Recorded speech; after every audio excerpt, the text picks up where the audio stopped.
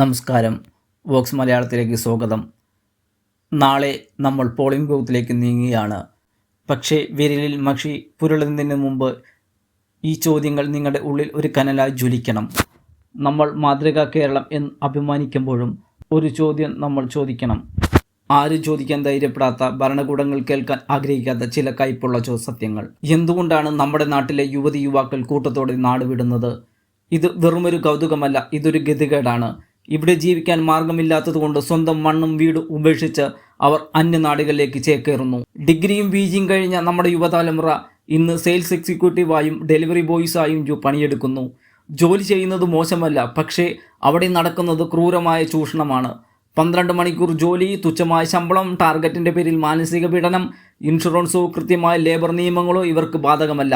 Government എന്തോ ഈ കോർപ്പറേറ്റുകളെ തടയാത്തത്? ലോകം വാഴ്ത്തുന്ന കേരളത്തിലെ നേഴ്സുമാർ സ്വന്തം നാട്ടിൽ സ്വകാര്യ ആശുപത്രികളിൽ ഇന്നും സമരപ്പന്തലിലാണ്. മിനിമം വേതനം പോലും ഇവർക്ക് ഉറപ്പാക്കാൻ ഭരണകൂടത്തിന് സാധിക്കാത്തത് എന്തുകൊണ്ടാണ്? NBFC എന്ന ഓമനപ്പേരിൽ നാട്ടിലെങ്ങും പലിശക്കൊള്ളക്കാർ പിടിമുറുക്കിയിരിക്കുന്നു. സാധാരണക്കാരുടെ അറിവില്ലായ്മ മുതലെടുത്ത് കൊള്ളപ്പലിശ ഈടാക്കുന്ന ഇവരെ നിയന്ത്രിക്കാൻ എന്തുകൊണ്ട് സാധിക്കുന്നില്ല?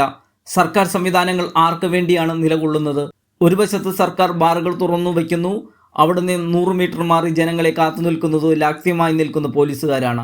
മദ്യം കുടിപ്പിച്ച് ഗഞ്ചനാവ് നിറയ്ക്കുക, പുറത്തിറങ്ങുമ്പോൾ അവരെ ചെക്ക് ചെയ്ത് പിഴയടക്കുക. പോലീസുകാരെ വെറും പിരിവുകാരായി അധപ്പതിപ്പിച്ചത് ആരാണ്?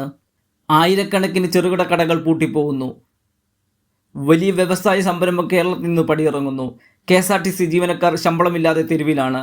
കർഷകന് തൻ്റെ ഉൽപ്പന്നത്തിന് ന്യായമായ വില കിട്ടുന്നില്ല. എന്നിട്ടും നാം പറയുന്നു കേരളം ഒന്നാമത് എന്ന്.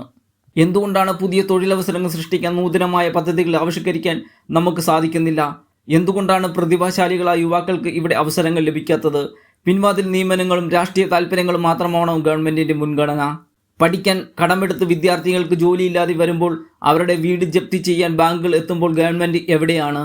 കോടികൾ ചെലവാക്കുന്ന യുവജന കമ്മീഷനുകൾ ഈ ചൂഷണങ്ങളെക്കുറിച്ച് എപ്പോഴെങ്കിലും ഒരു പഠനം നടത്തിയിട്ടുണ്ടോ? തൊഴിലില്ലാത്ത അലയുന്ന യുവതിയെ മയക്കുമരുന്ന് മാഫിയ റാഞ്ചുമ്പോൾ നമ്മുടെ ഇൻ്റലിജൻസ് സംവിധാനങ്ങൾ എന്തു ചെയ്യുകയാണ്? വോട്ട് നമ്മുടെ അവകാശമാണ്, അതോടൊപ്പം അതൊരു ഉത്തരവാദിത്വം കൂടിയാണ്. ഈ ചോദ്യങ്ങൾക്ക് ഉത്തരം നൽകാൻ കഴിയാത്തവർക്ക് മുന്നിൽ നട്ടെല്ല് വളയ്ക്കാതിരിക്കുക. നാളത്തേക്ക് യുവതലമുറയ്ക്ക് വേണ്ടിയുള്ളതാണ്. ചോദ്യങ്ങൾ ചോദിച്ചുകൊണ്ടേയിരിക്കും. വോട്ട് രേഖപ്പെടുത്തുന്ന